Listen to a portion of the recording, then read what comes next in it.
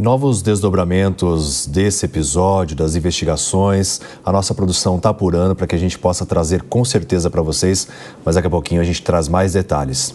Agora a gente fala que o ministro da Fazenda, Fernando Haddad, deve anunciar nos próximos dias os detalhes do corte de gastos a ser implementado nas contas públicas. Para falar sobre esse assunto com a gente, nós vamos conversar com o ex-ministro da Fazenda, Maílson da Nóbrega, a quem eu agradeço demais a presença aqui no Jornal da Manhã. Bom dia, Maílson. E o que esperar, desse corte de gastos e o que isso também pode afetar a credibilidade do Brasil? Bom dia, David. Olha, isso depende muito de como vão evoluir as discussões, né? O ministro da Fazenda tem dito que será um ajuste forte. Ele falou também que incluirá uma emenda constitucional, o que pode levar à interpretação de que o governo vai sugerir alguma mudança na forma como se financia a educação e a saúde, que é através de uma vinculação de impostos a essas duas áreas, né? Fora disso, há muita especulação, né? Especulação mais negativa, que fala que vai ser um pacote de 15 a 20 bilhões, outra mais de maior expectativa, mais positiva, que fala em um pacote de 50 bilhões de reais. Por hora, o que existe para valer é incerteza, né? Até porque o governo inaugurou a maneira como trata dessa matéria, né? Eu participei de muitas decisões, seja como funcionário do Ministério da Fazenda, seja como ministro da Fazenda, de decisões que resultaram em corte de gastos. E pela primeira vez eu vejo, né, esse assunto sendo discutido amplamente dentro do governo, né, com convocação de ministros cujas pastas seriam afetadas pelos cortes, né? Consultar um ministro, se ele está de acordo com o corte, é perder tempo, porque todos serão contra, né? Inclusive, a grande parte dele depende de quanto a sua pasta gasta para efeito de gerar prestígio, né? Melhorar seu desempenho no eleitorado e assim por diante. Como é que se fazia no passado, que é o que se faz em todo mundo? Você tem a equipe econômica, faz um estudo, identifica as áreas que podem ser objeto de corte, leva isso para o presidente ou para o primeiro-ministro, é nesse âmbito que é decidido e não sob consulta prévia. E decidida a conjugação, o total dos gastos, informa-se a cada pasta quanto será a redução de suas despesas, para que ele não saiba pela imprensa. Agora, fazer isso numa ampla discussão gerou a expectativa, por parte de muitos analistas do mercado, que essa demora reflete resistências, reflete próprias indecisões do presidente da República, né? Então, eu acho que só com a divulgação desse ajuste é que vai ser possível uma avaliação. Eu acho que, preliminarmente, essa minha opinião, se pode dizer que essa reforma, tudo indica, vai buscar esse ajuste, melhor dizendo, vai buscar dar uma sobrevida ao arcabouço fiscal, pelo menos até o final do atual governo, né? Dificilmente ela conterá medidas estruturais mais relevantes, por exemplo, desvincular o salário mínimo da Previdência. Essa é a principal fonte de aumento de gastos no terceiro governo do Lula. A ministra do Planejamento divulgou outro dia que o custo dessa medida é de 1 trilhão e 300 bilhões de reais em 10 anos, ou seja, quase o dobro das economias obtidas com a reforma da Previdência do governo anterior, que é de 800 bilhões de reais. Se você fizer uma conta aritmética, significa 130 bilhões de reais por ano. Deve ser um pouco menos, né? Digamos, 80 bilhões de reais. Todo o pacote dificilmente chegará a 50 bilhões. Ou seja, o pacote será suficiente apenas para gerar expectativa de que a equipe econômica entendeu o problema, está trabalhando para evitar uma crise fiscal, mas nada suficiente para livrar o país de uma trajetória explosiva da relação entre a dívida pública e o PIB, que é o principal indicador de solvência do setor público, e é uma relação olhada com lupa pelos analistas, pelos investidores, pelas agências de classificação de risco.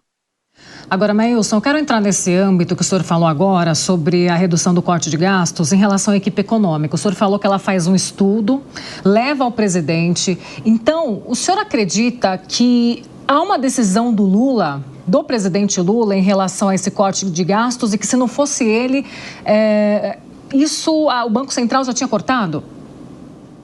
Não, Paulo, porque o Banco Central não pode cortar gastos. A função do Banco Central é conduzir a política monetária com o objetivo de assegurar a estabilidade da moeda, isso é o controle da inflação, e a estabilidade do sistema financeiro, ou seja, evitar quebras de banco que afetam negativamente a economia. Essa tarefa de cortar gastos é do Poder Executivo. E a última instância, ou seja, a decisão final, costuma ser do Presidente da República, sobretudo com a dimensão que o assunto tomou, né? Então, eu acho que tudo vai depender do presidente. Ele é a peça-chave dessa questão. Se ele estiver relutando, se ele estiver pensando nas consequências, na sua popularidade, aí nós vamos ter um ajuste fiscal que pode ser muito fraco. Professor Maílson, uma honra falar com o senhor nesta manhã de domingo.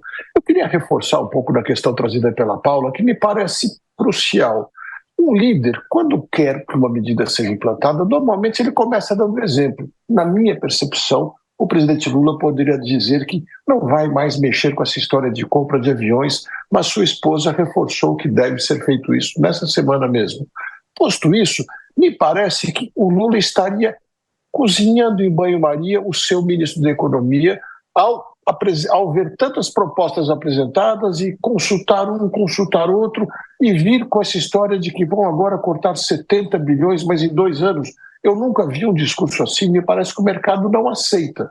Não seria mais importante de tudo que o presidente dissesse claramente que ele faz questão de cortar os gastos de si, dos seus ministros, e exige que o legislativo também corte as emendas eleitorais tão caras para o Brasil? Não seria por aí?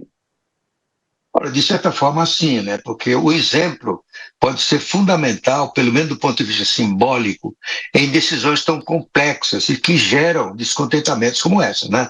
Então, mas o presidente Lula é o campeão da dubiedade, né? Ele fala para cada audiência o que as pessoas querem ouvir.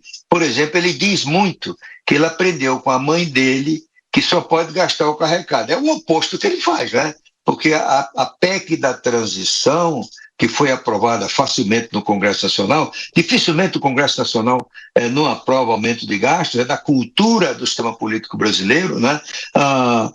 Gerou um gasto adicional de 200 bilhões de reais. Então, são 2 discursos distintos para plateias diferentes, né? Essa é uma característica do presidente Lula. Por isso que é muito difícil, tem sido muito difícil chegar a uma conclusão. Deixa-me repetir, não é usual essa história de consultar cada um dos ministros atingidos. Eu vi um jornalista falando que isso é democracia. Não, democracia é outra coisa.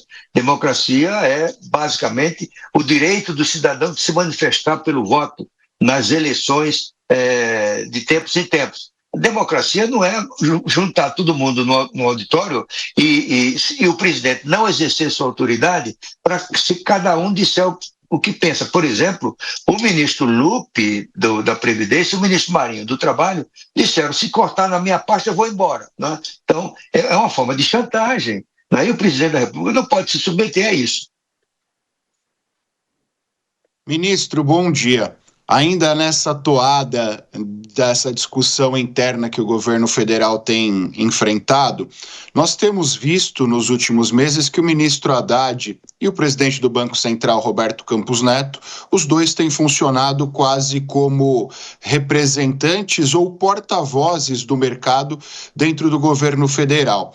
Eu gostaria que o senhor falasse sobre o ponto de vista econômico, como o mercado encara essa dubiedade do governo, como o mercado vê essa postura vai, não vai do governo federal e de que forma isso pode afetar ainda mais a nossa economia, de que forma isso pode influenciar ainda mais nos nossos índices econômicos. Olha, eu me permitiria discordar de sua conclusão inicial, né? Os dois, o presidente do Banco Central e o ministro da Fazenda, não são porta-vozes do mercado financeiro, longe disso. Né? O que eles têm, felizmente, é a percepção da gravidade da situação fiscal. Ou seja, se o presidente Lula aprovar uma proposta corajosa da equipe econômica, do ministro Haddad e da ministra Tebet, não é porque o mercado impôs isso, é simplesmente porque se convenceram que sem isso, digamos, sejamos diretos, o projeto de reeleição do presidente Lula estará completamente derrotado. Por quê? A não adoção dessas medidas não é porque vai contentar o mercado, né? O mercado quer previsibilidade, o mercado quer responsabilidade fiscal. Por quê? Na ausência de responsabilidade fiscal, a economia pode entrar em colapso, a inflação pode fugir do controle. Isso gera uma incerteza muito grande no dia a dia dos mercados, dos agentes econômicos, do setor privado como um todo. E o que mais interfere nas decisões de investir em qualquer área da economia brasileira é a incerteza. E, no caso, a incerteza total, né? Então, eu acho que os ministros estão agindo de forma responsável. Essa é a minha opinião. Quais são as consequências? As consequências são naturais em qualquer processo desse tipo. A gente viu entre 2009 e 2008, 2009, na Europa, vários países tiveram dificuldades em honrar seus compromissos externos e eles foram objeto de ajuste fiscal para situar a economia diante das possibilidades do objetivo de evitar um colapso, né? Então, nós vimos a Irlanda, a Espanha, Portugal, Chipre, Grécia e assim por diante. E os ajustes foram feitos não porque o mercado estava exigindo, não, para acalmar os mercados, porque o funcionamento da economia depende digamos assim, da previsibilidade, né? E com incerteza a previsibilidade cai perto de zero. Portanto, e qual é a consequência? Portanto, vai ser uma desaceleração do consumo do governo, né? Isso algum tempo levará a uma desaceleração da atividade econômica. Isso é o preço a pagar para conter uma alta de preço. Isso é como tratamento médico, né? Quando você tem um problema, né, que exige uma cirurgia, isso vai significar sacrifício, você vai ficar um tempo no hospital, vai deixar de exercer suas atividades. Qual é o objetivo? Combater o mal e restabelecer a sua saúde, né? Então, tem um preço e tem o benefício. O benefício, no caso do ajuste fiscal, será restabelecer o nível de credibilidade que o Brasil já chegou recentemente e que está perdendo.